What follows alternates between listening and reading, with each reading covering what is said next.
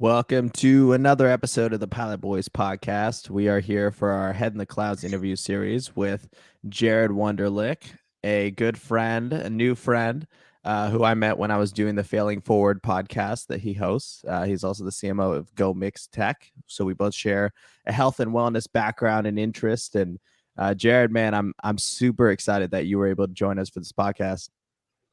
I'm too, man. Thank you guys both for having me today. It's something I've been thinking about for a while, and I'm super thrilled to be here.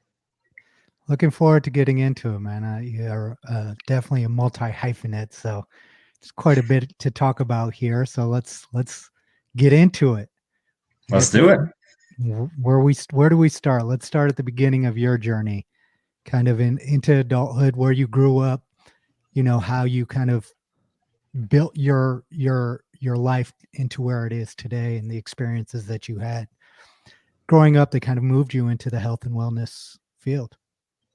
Absolutely. And I actually really like the way you worded that question, because I personally attach a lot of purpose and meaning to my upbringing. It wasn't until recently that I've started reading more into things like psychology, neurology, things like that. But it's helped me kind of revisit and reflect on some things from my past to make more sense of my present and my vision of the future as well. And to be honest, growing up, as you both know, I grew up primarily in Colorado. But was an athlete, a multi-sport athlete. Actually, was fortunate enough to play all the way up through college. Always did well in school. Never really had any issues there. But honestly, when I got to college, that's when I experienced the most dramatic transformation, as I'm sure many people do. Mine, however, was one that I didn't discuss or highlight on social media a lot, at least when it was happening, which was because I had my first bout with significant depression. Kind of got caught up in comparing what I had envisioned for my future with what everybody else was currently envisioning for theirs. And Partha, you and I discussed this when you were on with me on the Failing Forward podcast, in terms of attaching a little bit too much purpose and meaning to comparing where we're at with where our classmates or peers or friends are at as well. And that actually ended up causing a pretty dark turn for me. It really shattered my perspective of my reality, as well as forced me to really lose sight of any vision for the future. I was very focused at that point in life in the past events. You know, what did I experience that caused me to experience this negative energy or perspective now? And what I've learned through the years is that we as a whole tend to focus a little bit too much on the past, when in reality, what we should be doing is focusing, putting a greater emphasis on our vision for the future. Because as I said, at that time, I didn't have a vision for the future. I didn't know what major I wanted to study. I didn't know what I saw myself doing in terms of a career. I didn't know who I was going to be spending my life with. And when you can't answer those questions, they can be very scary at first. Yeah, and it's also a very challenging time. The reality that I think is overlooked a lot is you go from being a kid to an adult very quickly, right? Mm-hmm. And then you're also dealing with what you just said, the pressure of being in college, having so many options, having so many people around you. And when you're an athlete, competition is everything, right? So it's also that's another part of the reason why I'd imagine that part of it was challenging for you as well, because you are a competitor at your core, and that was how you were raised to be, whether it's in school or whether it's in athletics. That's how most of us are trained. But it's to deal with those emotions as you're also kind of going through real physical and psychological maturity issues is something that I think is not discussed enough, that phase of people's lives. And how do we help them make that transition? Because it's like you just drop kids off in college and say, okay, make your way. And I think there's probably a better way to do that for most teenagers. Yeah. And, just to add on, it sounds like, growing up, it sounds like you're a pretty confident guy. I mean, just being able to make it to college sports is a big deal, right? But at the same time, kind of going through I'd say like the identity crisis of a lot of us go through, was confidence still something that stuck with you through that? And it was really a lack of purpose that, led you into depression, or did you lose the confidence as well for a time? I would say from an outside source, it would appear that my confidence had remained consistent. But internally, I think that a lot of that confidence had disappeared because, as you mentioned, much of my identity was tied up into who I was as an athlete, and it was even more so tied up into the perception I had created of what people expected of me. It wasn't that my parents said, "Hey, you need to go to college, you need to get this degree, you need to, land a job in this field." They supported me wholeheartedly. I was the one who created that interpretation and created this pedestal, so to speak, of what they expected of me. And when I fell short of that, that's what caused a very, very significant downturn mentally. That being said, that all became a great source of confidence for me. I very often relate our mental challenges with that of exercise. You never would walk into the gym for the first time and expect yourself to lift an abnormal amount of weight. No, it's your first time there. You're going to be sore, you're going to be tired, and you need to continue to come back and repeat those exercises or those movements in order to see improvement. Yet for some reason, we don't think of the same logic when we think of our mental fortitude. What we experience from a mentally challenging perspective is going to be significantly more difficult the first time. And the reality of it is what I experienced my freshman, sophomore year of college was the first time I had experienced that type of anxiety or that type of mental hurdle. Where do you think that came from? Was it just you being on your own and, the expectations that you had set for yourself? Can you dig a little bit deeper into that? Because I think a lot of people struggle with that, where it might not be your parents, it might not be your friends, it might just be how you interpret the things that you see around you. But a lot of us tend to have these expectations of ourselves that we can never hit, and it leads us to be dissatisfied. You're absolutely right. And I experienced it just like a lot of us do at that point in time. And I think one of the biggest factors for me in beginning my transformation was having an open conversation with my father. So he was actually the first person I ever openly, verbally acknowledged that I had depression to, which itself lifted an enormous weight off my shoulders. And it honestly helped me acknowledge what I was going through. Because for a long time, I kind of just said, no, you're just going through a hard time. That's not what this is. Like, you're better than this. You shouldn't have this kind of thing.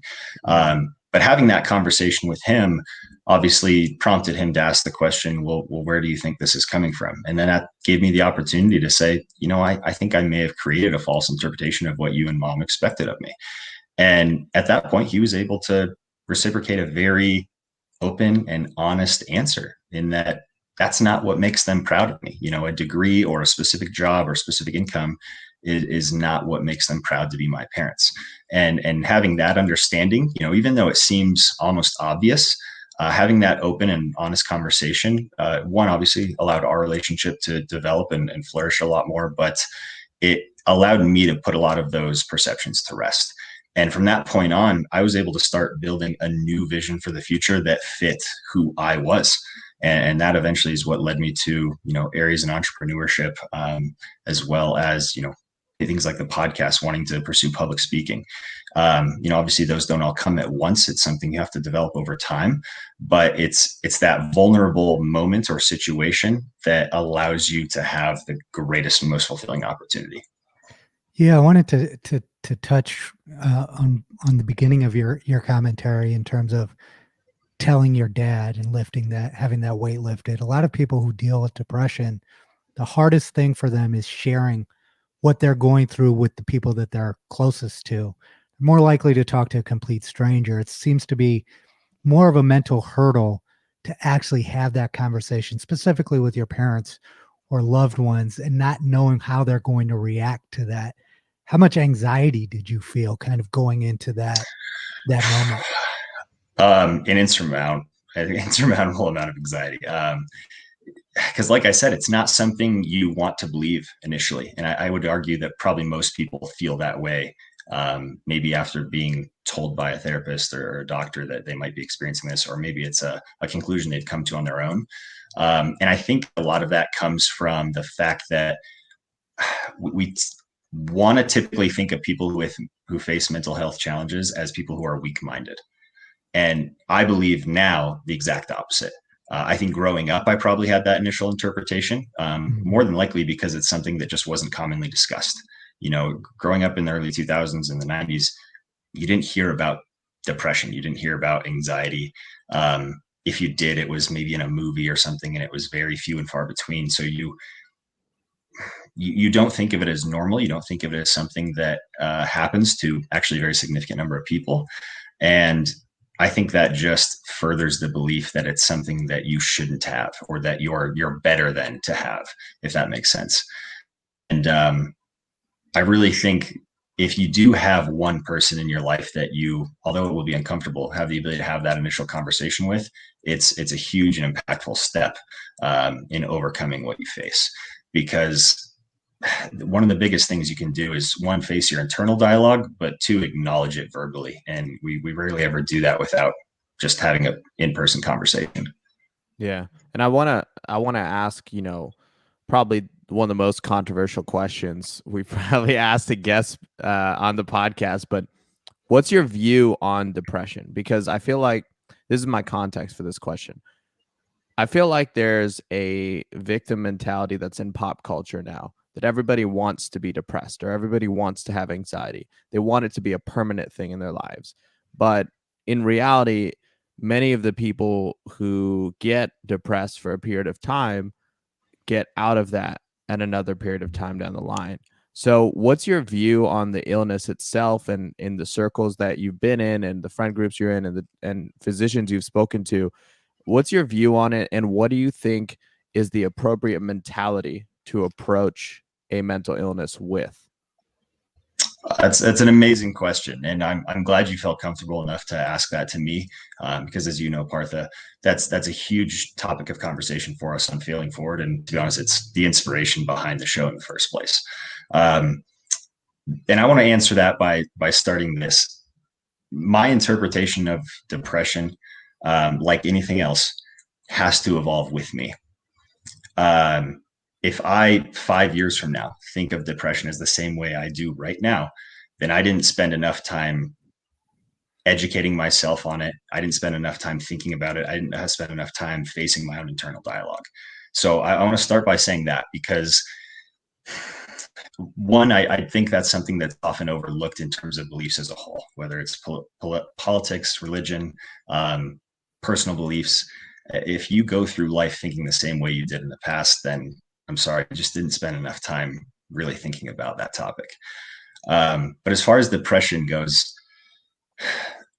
my perception of it is very unique. I don't think of it as a negative at all.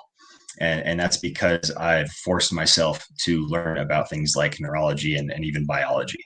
You know, in nature, stress is very, very much a mandatory and necessary part of the ecosystem.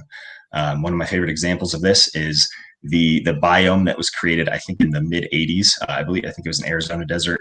A group of scientists built a perfect biome for nature. It was the ideal environment for living organisms from top to bottom. It took years to produce and to create this environment. They begin the experiment, and within a couple of weeks, trees are just falling over all over the biome. They can't figure out why. What eventually they found out is they forgot to add wind to the biome. So without wind, trees do not have the stress response of growing their roots deeper and stronger into the Earth's crust in order to have the strength to withstand the stress of wind itself. So what does that tell us? Wind has a positive purpose. It's not positive in usually how it introduces itself to us, but it's there as a motivator. Stress is in our lives and in nature to help us grow, to help us adapt, to help us evolve, to be ready for what's next. And I look at an example like that and say, why wouldn't I look at depression any differently? It is an internal stress that I'm experiencing on a regular basis. Okay, this is something I need to pay attention to. This is something I need to learn from, and it's something I need to experience. It's not something I need to suppress or avoid, whether it be through vices or medication.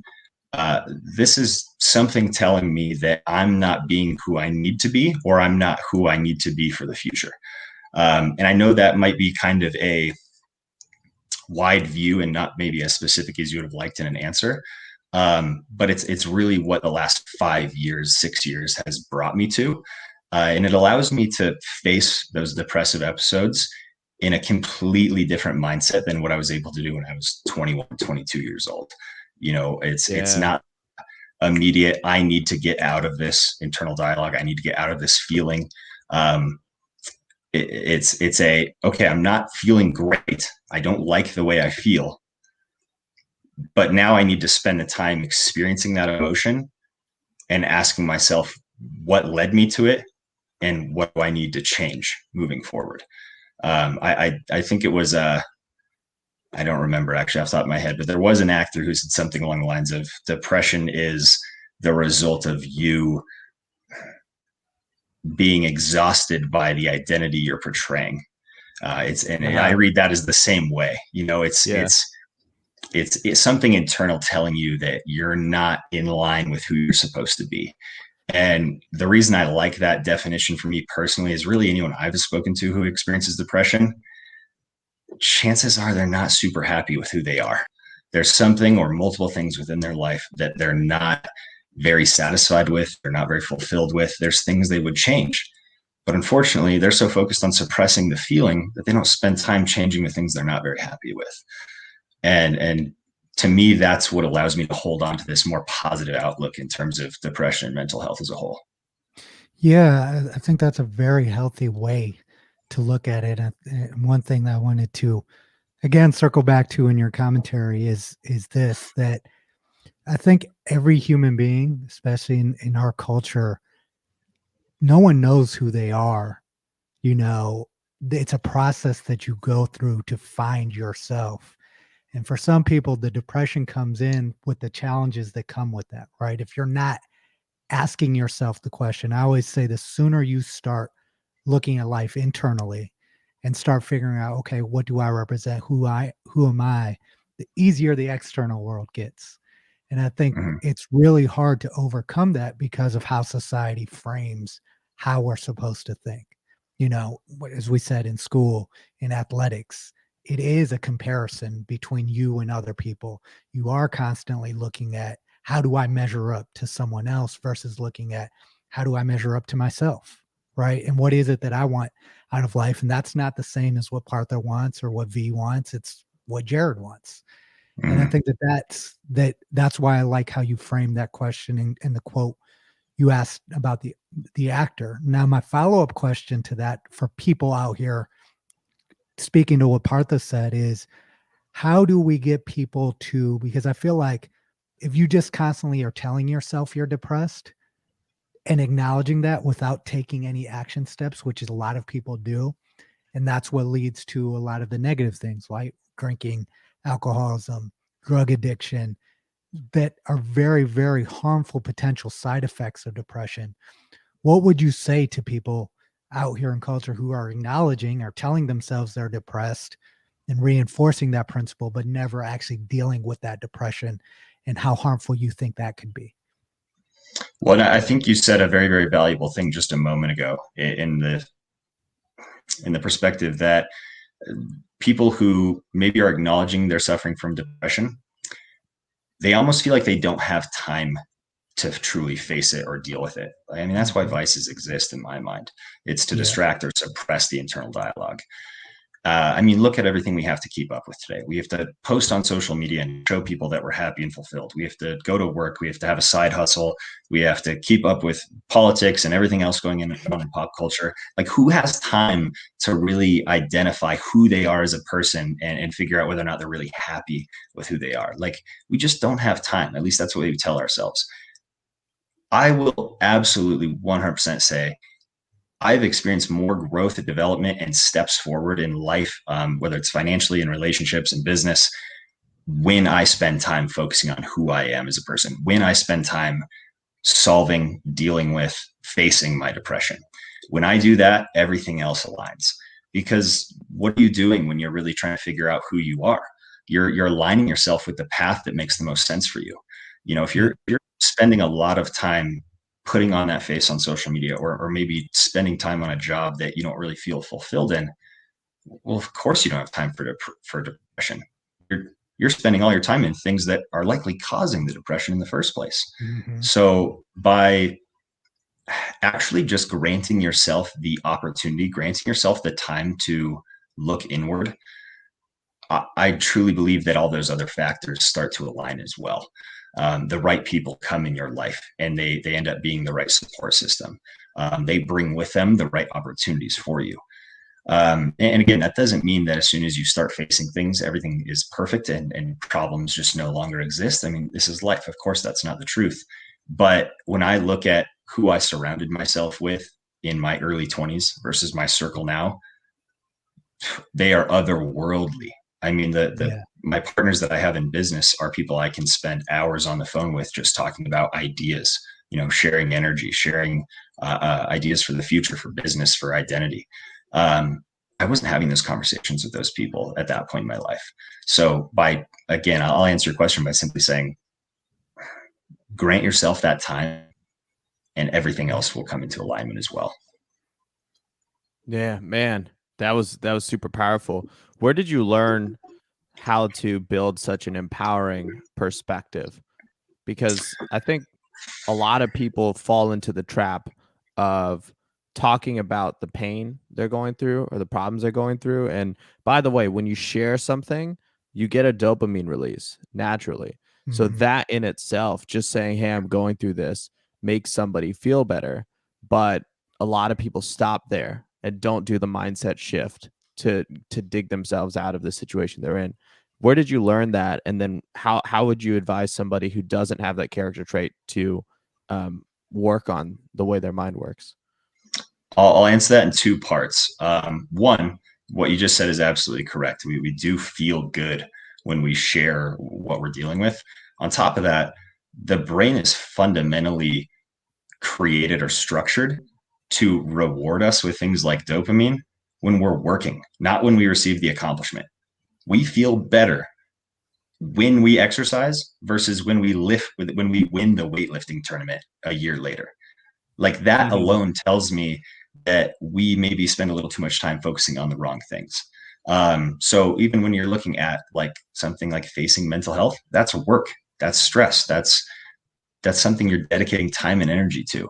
So yeah, it would make sense to me that I feel better when I actually dedicate time and energy to it rather than suppress it.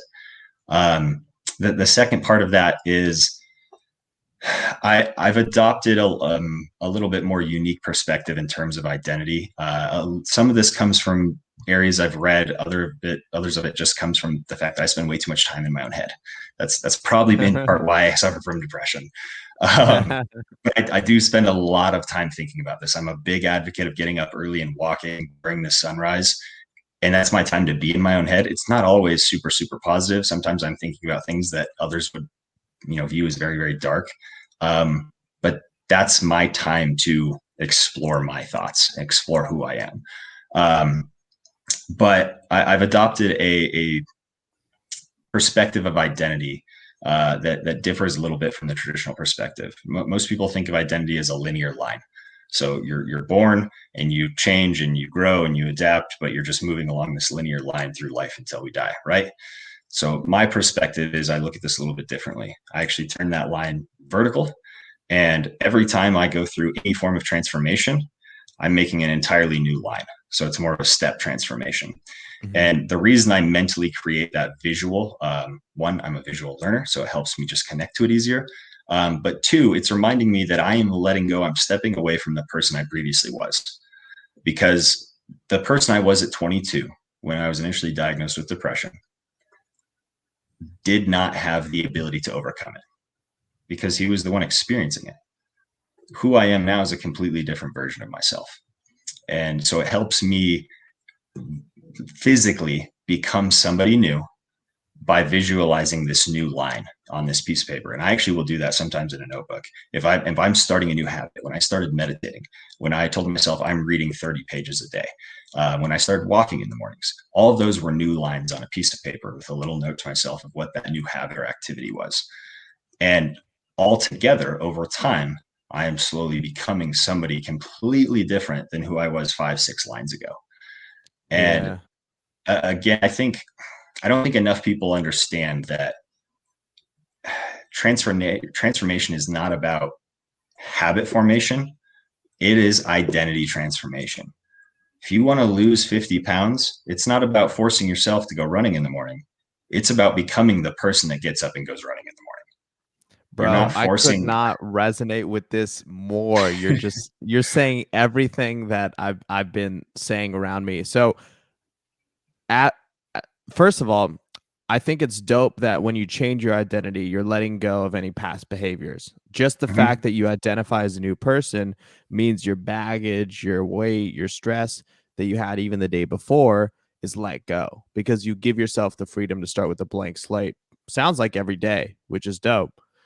On top of that, I think what's interesting to me is that when you go through that sort of identity transformation, people who saw you in one identity at you know, for like a long period of your time, for example, your college friends, they get many people get very uncomfortable when you rapidly change your identity. This is something I've dealt with, something V's dealt with, something I know you've dealt with. How challenging was that going from college to now in terms of having to change friend circles, having to find people that share, you know, the set of values you essentially modified to? No, that's a great question. And to be honest, my transformation in terms of like my circle happened a little bit more dramatically than I might recommend. Um, to for me, honestly, it felt absolutely necessary. Yeah. When I reflect on that portion of my life, I I identify with the fact that I was saving my own life and it required a dramatic transformation. So, in order to remove myself from my circle in college and the circle of that area, was physically moving. I ended up taking a new job on very short notice, um, and I packed up and I left. So I physically removed myself from the environment. Now, I'm not saying that if you have big aspirations and your dreams aspirations don't align with yours, you need to just cut them out of your life. That's not what I'm saying at all. What I am saying is the people around you will absolutely determine your future, and it is up to you to be a little bit of an editor of your life in that manner. Um, for example, like I said earlier, the guys I work with now, the guys I consider my best friends, they're never not thinking about how they're going to leave a mark on the world. They are 100% always in on what's the next business? How are we going to make this business the most efficient? How are we going to give back to the community? You know, how are we going to create a legacy for ourselves and for the business? That wasn't conversations I was having in college. And that is in part due to just who those people were at that point in their life as well. You know, I don't want to discredit any of those people. They were still were meaningful relationships to me. And there's still a few that I do keep in touch with. But if you are really dedicated to making a significant change in your life, you have to be able to understand that every part of your day builds the vision of your future. So the people you're spending your time with build who you will be in 5 years. What you do when you first wake up, whether it's look at your phone or get up and exercise, will determine who you are in 5 years. How long you spend on social media will determine who you are in 5 years. What you eat will determine who you are in 5 years. All of these little things that we kind of go through the day on autopilot doing are what is creating our identity. Everything we do, everything we think, everything we absorb. So if we actually take the time to pay attention to all those little things coming in, whether it's voices from our friends, information from our phone, nutrition from our food, most of us would probably look at that and say, yeah, there's some things I can change. There's some things I can clean up. And it doesn't have to happen all at once. And more than likely, it shouldn't happen all at once because that is more than likely just going to cause you to come back to some of those bad habits that you're trying to change. That's why I like my one line vertical method, because I start and end with just one habit formation. It's what's this new habit I'm implementing? Meditating. There's my new line. Once that's cemented, great. Now it's walking in the morning. There's my new line. It's not just I'm waking up every That's a morning great becoming a way new not to person. overwhelm yourself, right? Yeah, because that's uncomfortable. I mean, any new habit is uncomfortable. Why would you try to do 50 of them at once? Yeah. Do one, get really good at it, let that become who you are, and then incorporate something else. That See, is the thing. yeah, listening to this conversation, right? And I know there are people out here listening saying, wow, this guy, this guy's pretty intense in terms of the process that he's gone through to get to where he's at. And the truth is that it takes courage, right? That's the first step. And I think You're right.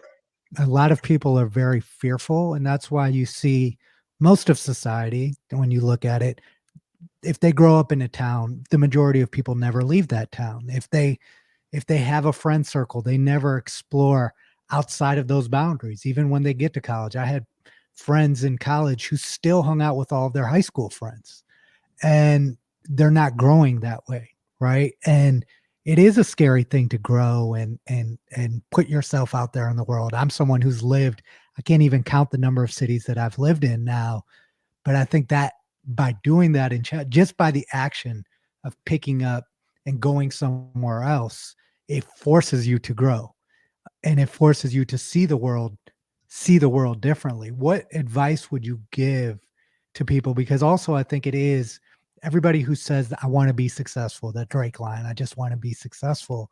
If you don't do what Jared's doing, or you don't find a way to do it and go through that growth process as a person, I don't think you'll ever really be successful. That's just my personal opinion on it. And I just wanted to see how you felt in terms of the people you know, for example, that you grew up with, who are still stuck in that place and don't even know that they're operating in a position of fear. What advice would you give people to help find themselves and get to where you're at, for example? Well, I'll answer that by saying this first. Everyone's version of success is going to be very different. I think we have a kind of group consensus that right now success means living in LA, you got the Tesla in the driveway. Basically, you're part of that at this point. Like, no, but we all see what's going on social media. It's the private jets, the fancy trips, whatever. Success can mean any number of things to you. To me, success is true fulfillment in what you get to do on a daily basis. At least that's my perspective of it now. Maybe it'll change. As I said earlier, I kind of hope it does. But I think the biggest milestone for me in terms of, one, overcoming depression, and two, starting to actually witness my life change in the ways I wanted it, was understanding that what I want does not have to align with anybody else's opinion of me or expectation of me. Once you're able to completely separate your vision of the future from what you think other people expect you to do, that's when you will be the most comfortable with your goal of success. Because honestly, when I first started building that vision of the future, a lot of it was tied to how people would see the outcome. It's I want the nice car, the big house, because I want people to see that I've done well. And that's not a bad thing. That's very normal. All of us think that way in some way, shape, or form. I still catch myself thinking that way from time to time. I see a nice Mercedes. I'm like, man, I would love to have that Mercedes, and I would like to see people see me driving that Mercedes. That's not uncommon. But at the end of the day, your vision of the future just has to be so uniquely yours.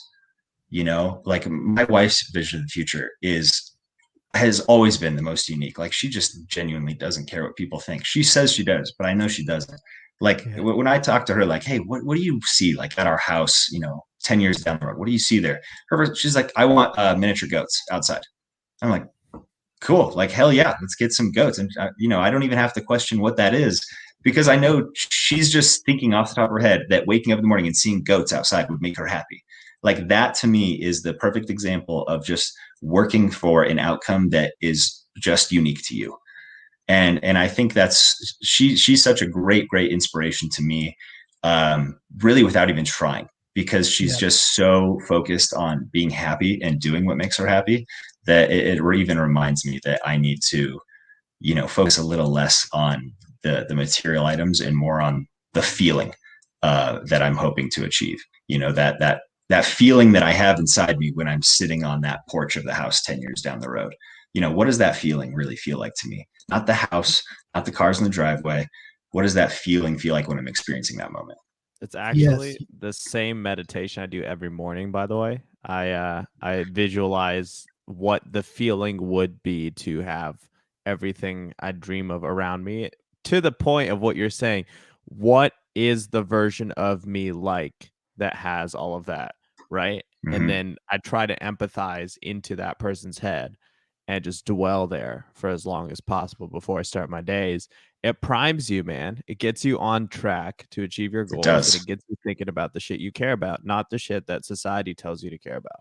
Yeah, and specifically in capitalism, the number one driver is of success. Everyone thinks social media. What's reinforced is that you got to have some unlimited pile of money to be successful and to have all the things that you want. But the truth is, like you said, you have to know what happiness is for yourself. For me, the goal isn't to be a billionaire anymore. At one point, I did want to become a billionaire, but now it's like, okay, what am I going to do with $1 billion? Right? That's if that's the only goal that I set, there's a lot of sacrifice that comes with that in other aspects of your life, right? If it happens through something that makes you happy in a vision, then that's great. But if the goal is to become a billionaire and that is the primary goal, then that can leave you depressed, like you said, because it's almost like you're setting a standard and having a laser focus on something that when you do eventually get money, that that's not the key to happiness, right? And that's why so Hmm. many rich people have so many different sets of problems. Like you can be, if your vision for yourself is to be a janitor, right? And you're content and it gives you everything else outside of that, and you're making $35,000 to $40,000 a year. Don't let society tell you you're not successful because you don't have the same goals as Bill Gates. Hmm. Yeah. Yeah. Well, what you both just said was unbelievably true. One, in the sense that if you are attaching goals and aspirations to material items, guess what? You might find yourself getting those things eventually, but at that point, you're just going to now set a higher, more unrealistic material goal in the future. I'm not as happy as I thought I was going to be with $1 billion. Let's Mhm. see if 5 billion does it for me. And you're end up spending your life chasing something.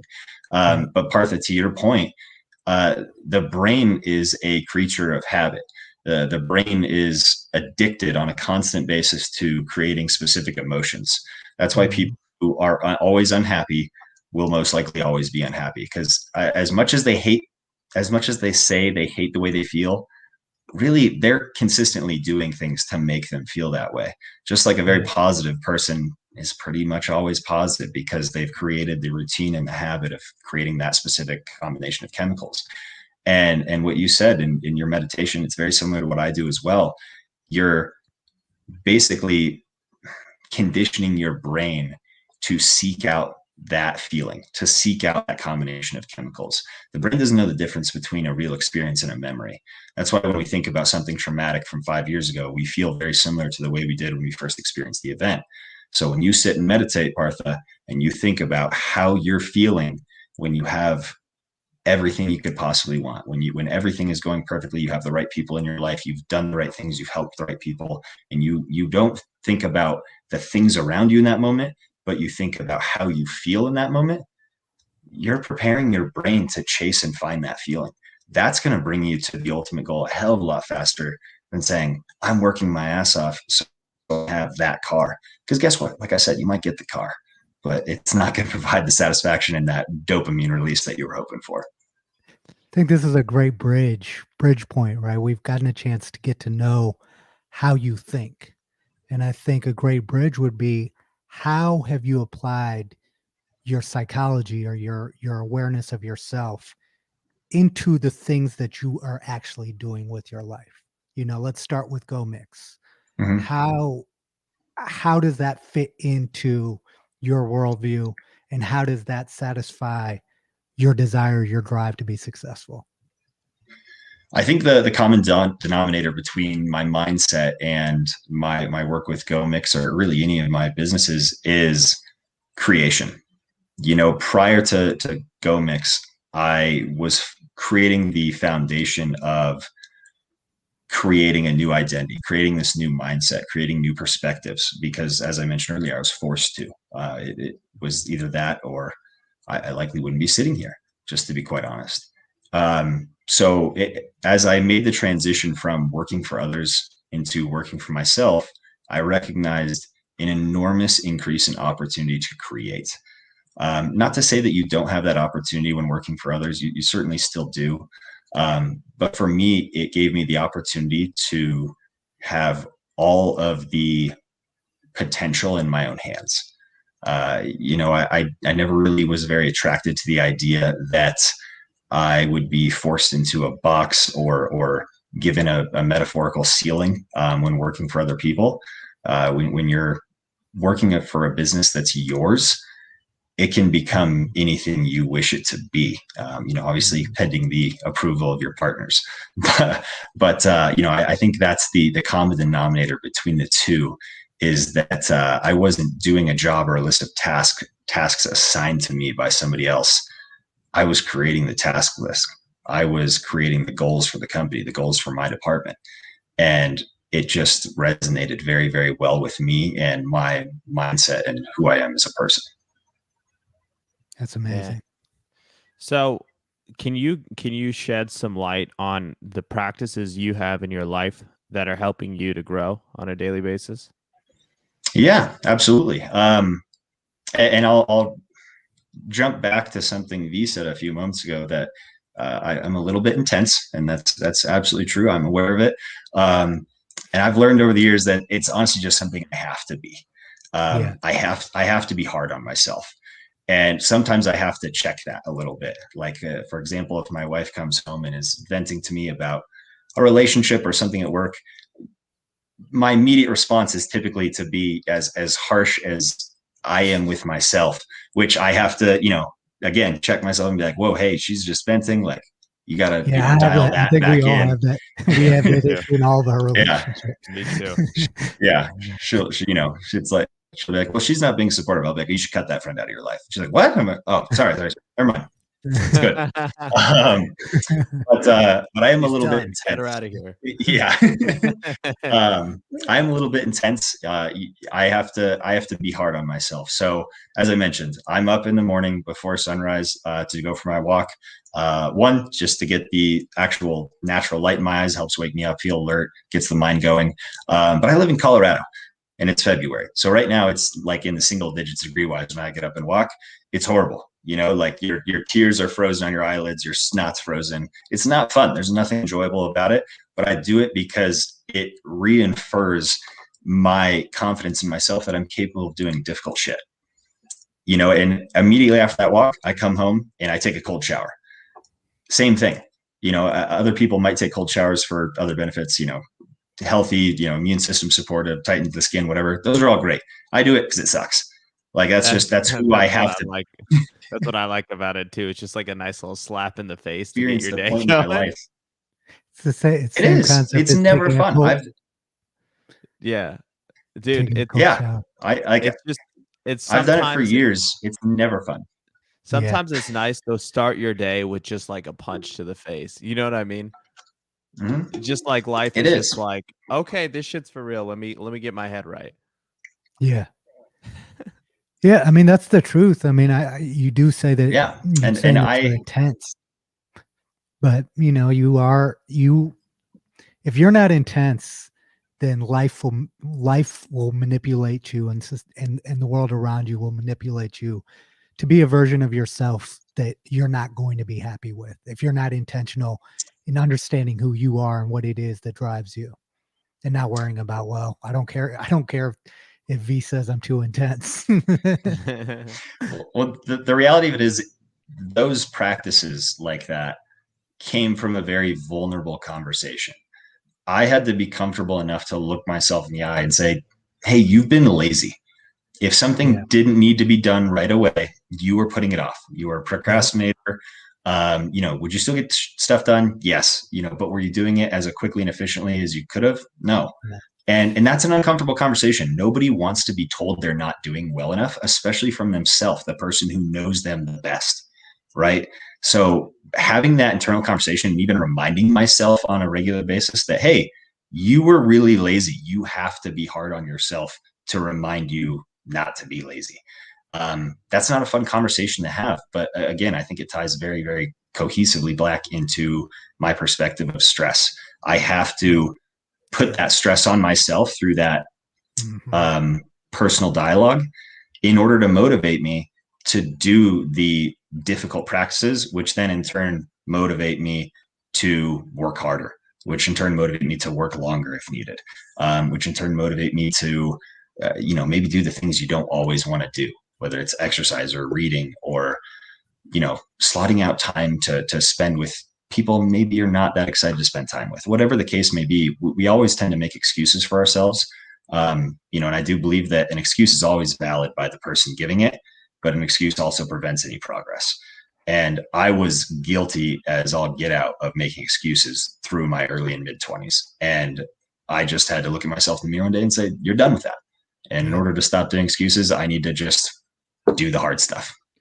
Stay moving, keep doing stuff, right? Like I went through the same process and I'm still going through it because I am a procrastinator. And it's because it's a habitual thing, right? If I don't feel that pressure that it has to get done, and so I have to get it done for someone else, or I'm going to drop the ball. If I don't feel that, it's very difficult for me to get stuff done. So I've kind of tricked myself into feeling that more consistently, but I'm still going through the process of getting to where you're at, which is never procrastinating, or I know you probably still do it at times, but to kind of have that structure in place where you're not allowed to do that, even though you can thrive in that environment. That's kind of what I've been guilty of, is that I've always been successful when I felt that pressure, right? It's not that I've had a ton of failures. It's like if I have that, then it brings the best out of me, that feeling.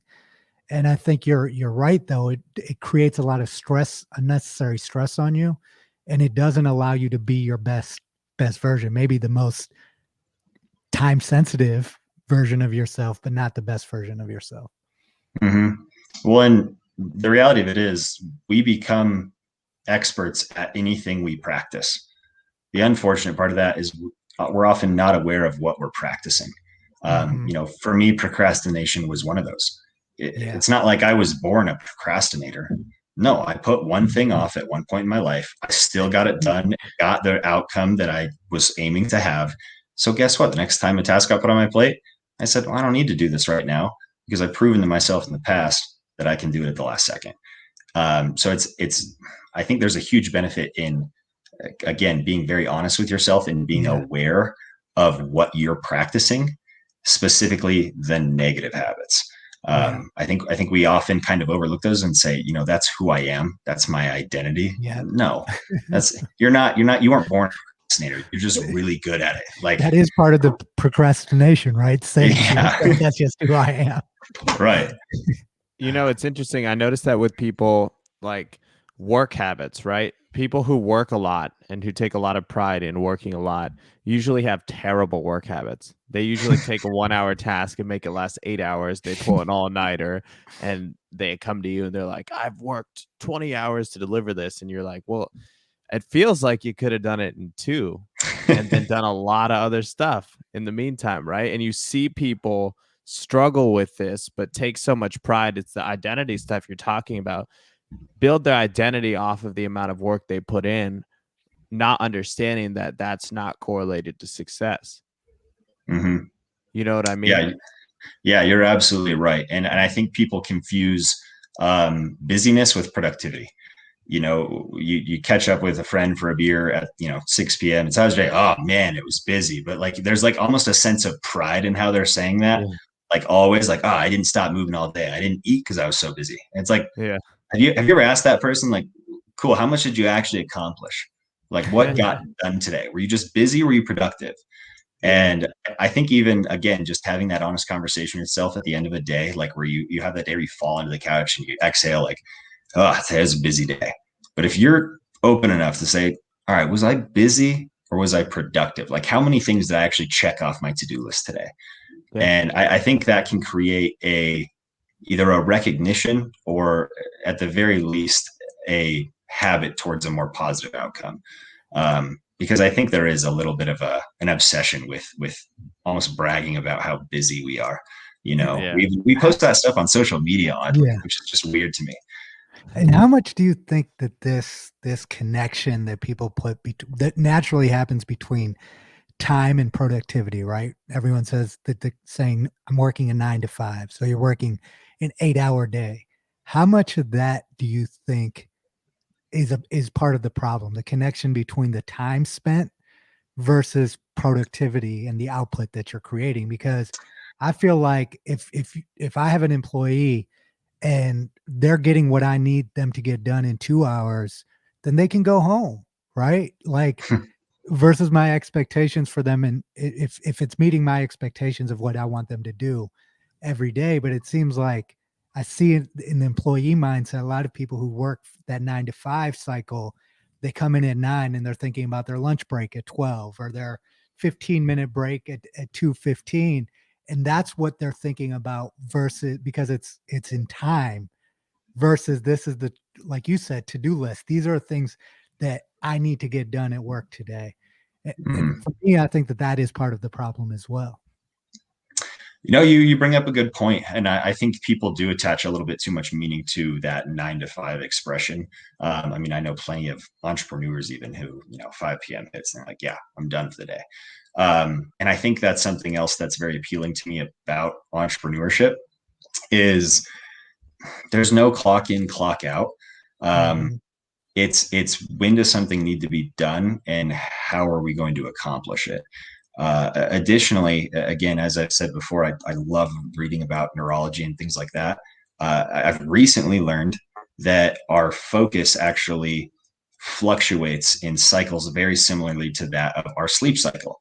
Mhm. So, sleep, we actually run in repetitive 90-minute cycles. So, we literally are in a very light phase of sleep. And then as we get closer to that 90-minute window, we're typically falling into a deeper and deeper sleep. Once that 90-minute cycle hits, we actually wake up a little bit. We might not actually physically be conscious, but we are in a lighter sleep. And then again, we slowly get back into a deeper sleep over the next 90 minutes.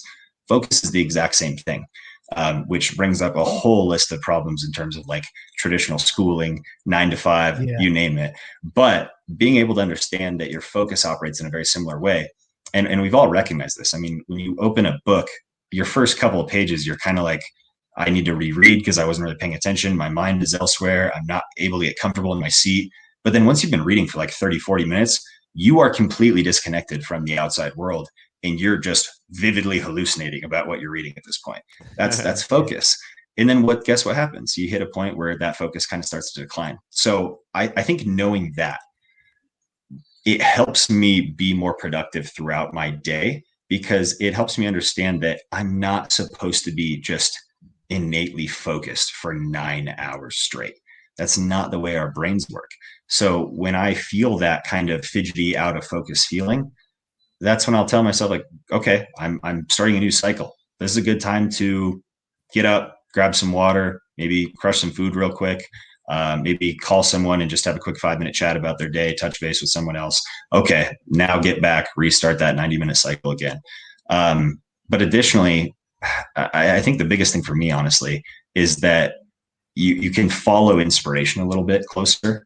Yeah. If my mind is going at 9:30, 10 p.m. at night, and I'm just all of a sudden very motivated to pursue an idea with GoMix and work on a project we've had, Mhm. or write for something for an episode with Failing Forward, then I have the ability to just do that at that time because I've removed the 9 to 5 perspective from my life. It's just I'm doing work when it needs to be done, but I'm also doing work just genuinely when I want to work.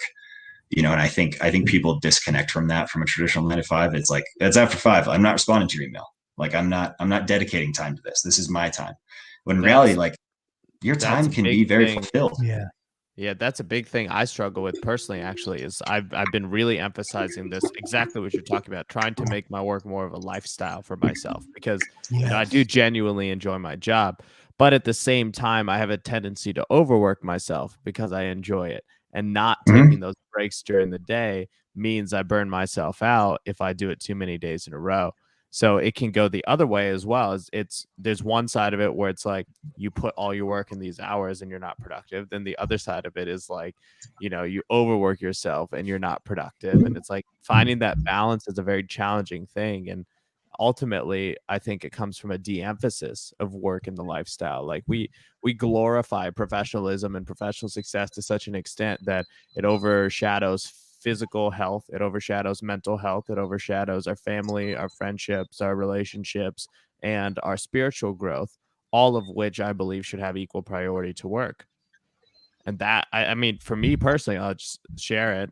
That's the struggle: is how Yeah. can I reduce the significance of work in my life so that I have a healthier relationship with it. Have And you it's had? Mhm. Yeah, good. I was gonna say, have you had that, Jared, as you've gone through your journey? Have you struggled with that side of things?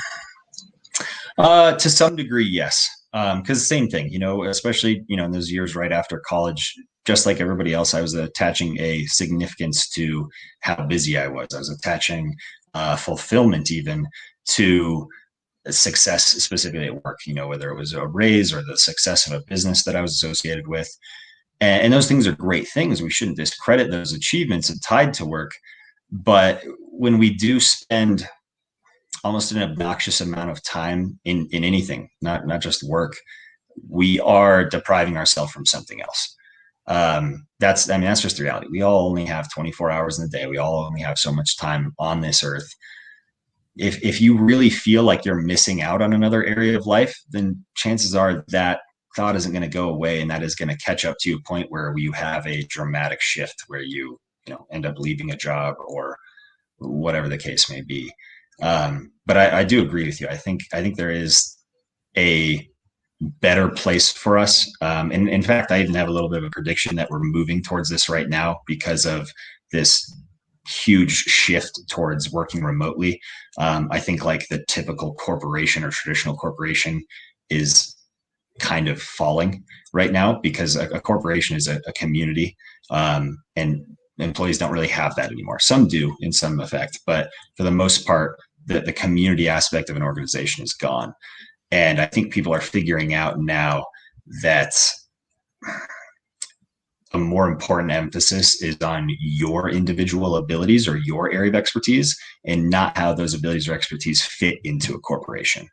I know I'm sidetracking a little bit, but I think hopefully, if my prediction is correct, we'll actually evolve into something that is a little bit better of a healthier work-life balance to the point where you can spend time in your day doing those things you're very good at and serving a purpose for somebody else in the process, and still have time to spend time with your spouse, go golfing, just get outside, exercise, go out to eat, whatever the case may be.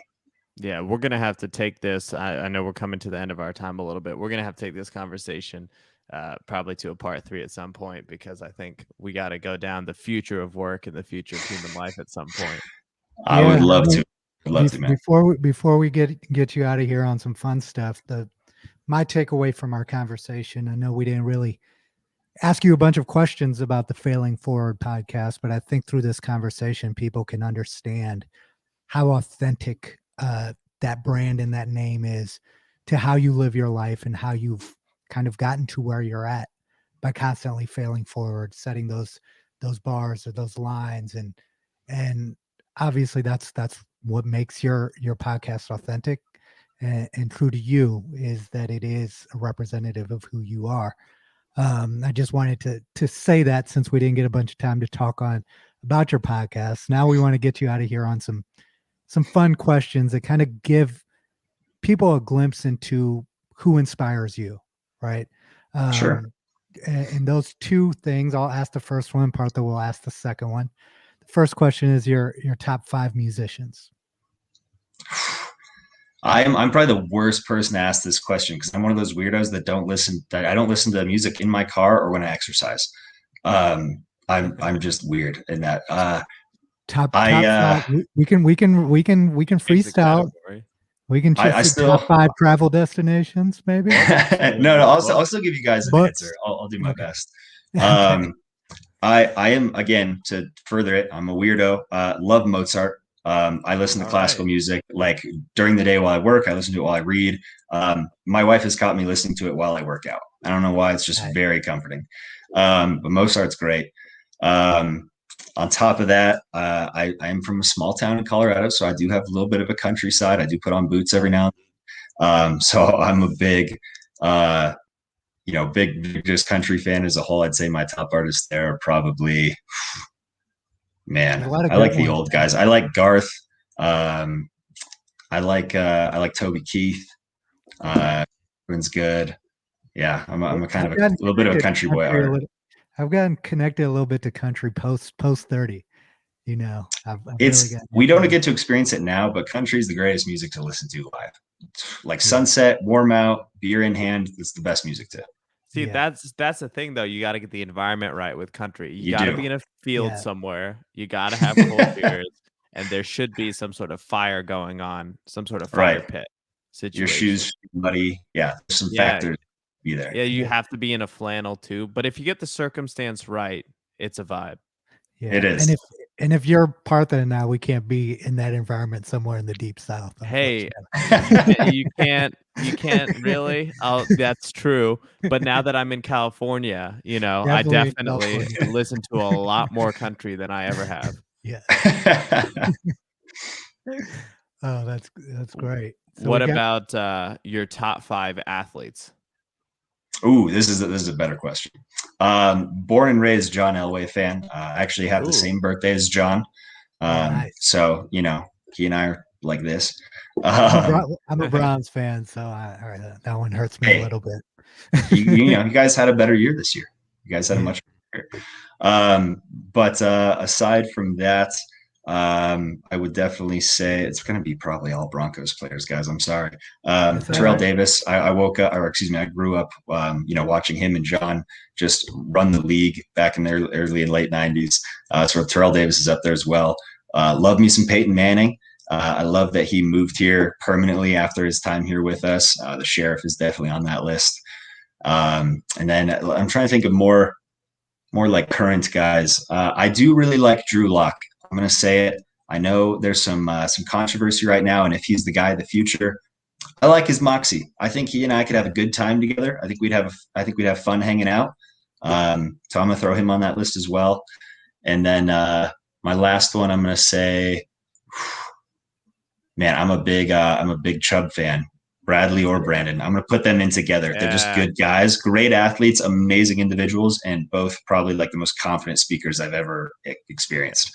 yeah, Anything they're that on comes out of point. their mouth, I'm just like, yes, Yeah. 100%. Yeah. That's awesome, man. That's awesome. Well, thank you so much, Jared, for joining us. This is Gerad Wunderlich Absolutely. from the Failing Forward podcast. For all of our listeners, these types of people that we bring on, it's all about this concept of head in the clouds. What can you do with your mind? What can you do with how you see the world to really just achieve your dreams and become the person you want to be? And so I think this was a very fruitful interview because there were a lot of gems dropped. Well, thank you guys so much. It was an absolute pleasure to be here with you both today. Partha, if I can add, I do just want to extend a personal thank you to you for not only being on our show at Failing Forward, but just your dedication and willingness to help us grow and help us continue to develop as a show is just so appreciated. And I hope you know how much I appreciate our new friendship. And Right V, it's been back at you, bro. this process as well. It's been great to speak with you today and get to know you better. Thank you both, guys. Definitely. Take care. You Stay too, warm guys. out there. Appreciate you. I'll do my best.